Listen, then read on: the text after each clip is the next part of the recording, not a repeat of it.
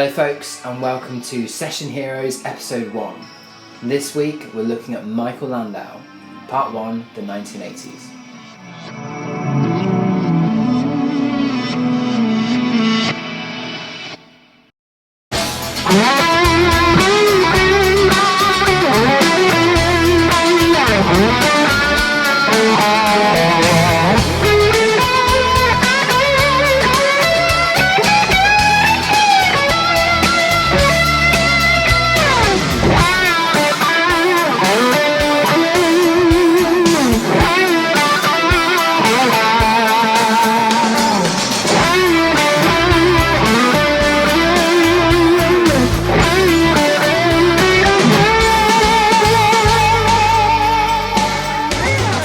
Michael Landau is an American session musician, artist and record producer with over 1,200 records under his belt. His credits include Michael Jackson, Joni Mitchell, James Taylor, Pink Floyd, Roger Daltrey, Miles Davis and Richard Marx, amongst countless others. Throughout the 80s and 90s, Mike was one of only a handful of top-draw session guitarists who featured on many, if not most, of the major label releases recorded in Los Angeles during this time. In this episode, we'll be looking at the first decade of Mike's professional career. We'll delve into what gear he was using and how to approximate those sounds. I'm also going to play you some examples of Mike's style from some selected discography highlights and give you some recommended listening to check out.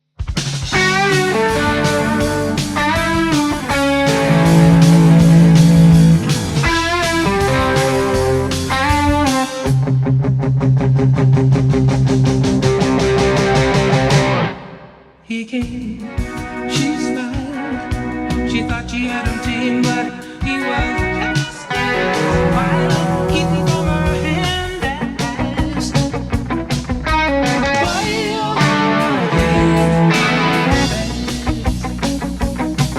In the dark, he could see the trap that was lying in her sweet company, keeping from her hand at last.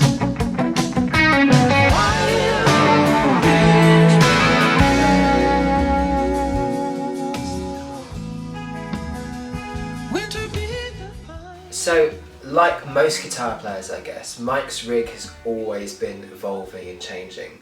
There seems to be certain staples that he always comes back to, but it's gone through a lot of different evolutions over the years. Back in the 80s, it seems like Mike was mostly using super Strat style guitars, often made by James Tyler, or having guitars modded by James Tyler. I think that's how their relationship kind of started out. Amp-wise, I think Mike was using a combination between rack preamps, like the 3 Plus SE by Custom Audio Electronics, and a Soldano preamp powered by VHT power amp, but as well as conventional amp heads like a couple of old Marshall Super Leads, the 50 and 100 watt version, and a couple of small Fender combos. Processing wise, we're talking the days of refrigerator style effects racks, so that's pretty much what Mike was using at the time. An Eventide H2000 harmonizer, a Lexicon MPX1 and PCM70, a TC Electronics processor, and 2 Lexicon PCM42 reverb units. Another staple part of Mike's sound during this time will be a DBX compressor, which is a very aggressive sounding, very bright polished studio compressor. So as you can see, there's nothing really too crazy going on with Mike's gear in the 80s. I mean, if we look at the components, we can kind of reduce it down to super Strat style guitars with a HSS pickup configuration. Usually Marshall style amps I would generalise, because even something like the 3 Plus preamp from Custom Audio Electronics, the clean side of it is supposed to be black face Fender, but all the drive stuff is sort of derivative of Marshall. All of these processing was the kind of studio quality rack gear that you see a lot of in the 80s, so a lot of TC Electronic, Lexicon and Eventide stuff to give that polished studio sound, which was hugely popular at the time. Oh, and one component which I can't believe I almost forgot was of course Mike's tri-stereo chorus unit, which was a huge part of his sound at the time.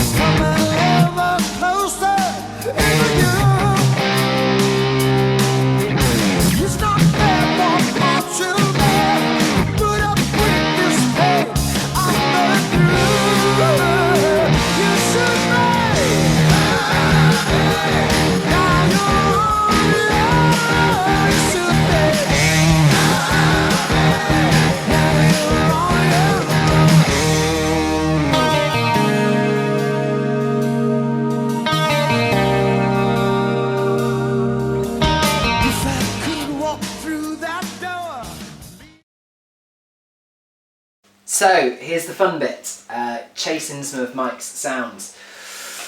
So what I'm doing today is using a Suhr Badger 30 amp, but set completely clean. So really we're going to be doing this with pedals. The guitar I'm using is a, well, technically like a Landau model Tyler, which gives me a bit of an advantage. However, any Strat with the humbucker and the bridge will get you pretty close. I just happen to be a bit of a Landau fanboy, I suppose. So our core amp sound is like this.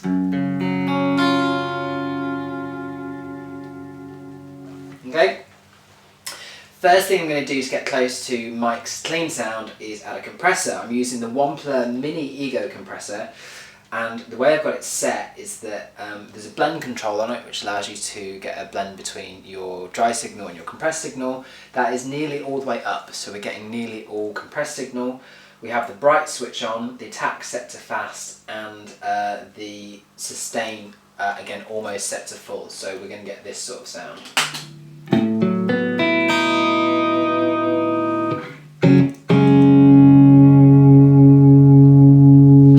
Next pedal I'm going to add in is a chorus pedal. This is the Analog Man chorus. Both the speed and the depth are set to 12 o'clock. This is not a tri-chorus specific pedal at all, but it will kind of get you close. So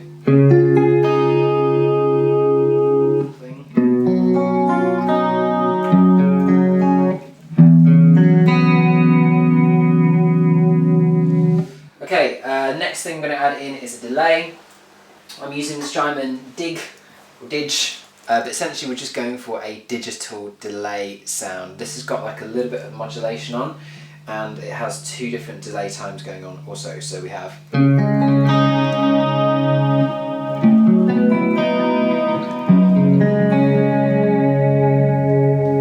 we're getting a bit closer now.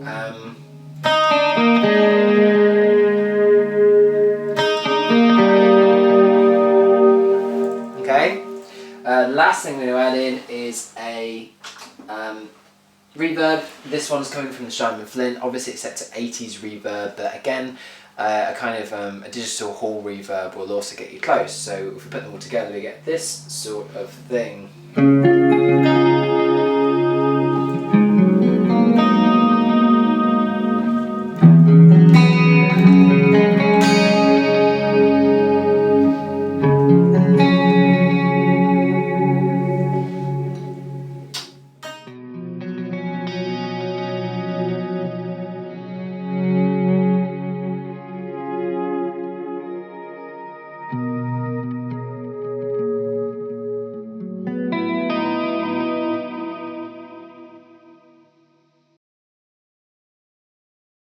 Okay, now for drive sounds. Across this video you've heard Mike from kind of very early 80s up until 89, and his sound changed quite a lot. So when he was doing stuff with Joni Mitchell, his sound was a lot more, almost a lot more 70s on the record at least. So I was using the XTS Precision multi-drive for that. Not overly gainy at all, only set to about 10 o'clock, so that I was really having to dig in to get it to crunch as I wanted to, but that's kind of, if you haven't listened to him on that record, a lot of the sounds are like that. They're not overly saturated.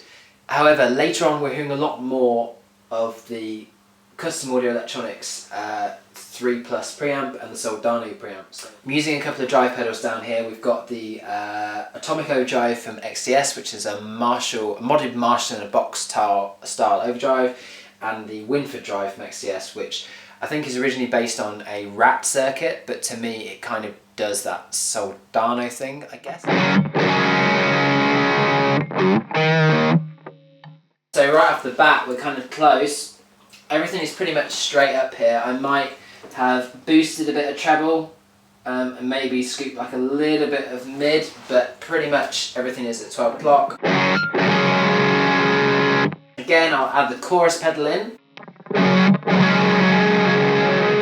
So immediately we're pretty close. And then delay and reverb, same thing but just mixed lower, so not as wet in general. So.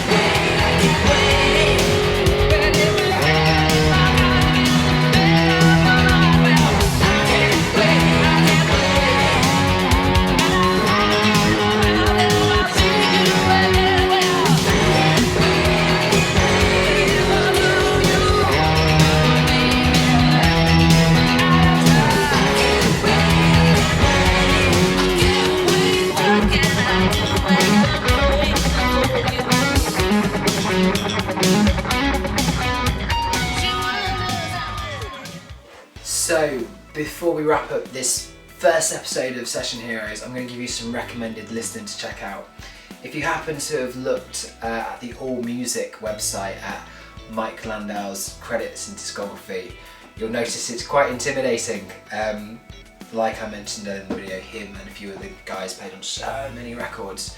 It can be a bit overwhelming. So a few of my favourites are anything he did with Joni Mitchell is lovely. He also played on some Pointer Sisters stuff and some Kenny Rogers stuff for some cool pop playing, but it depends if the music is your bag or not. But probably my favourite Landau playing on sessions in the 80s was stuff that he did with Richard Marx and also stuff that he did with Amy Grant. He really shines on those records. There are a few other great guitar players on them as well, so definitely worth checking them out if you're into these sort of players. Okay guys, I hope you enjoyed this first episode of Session Heroes.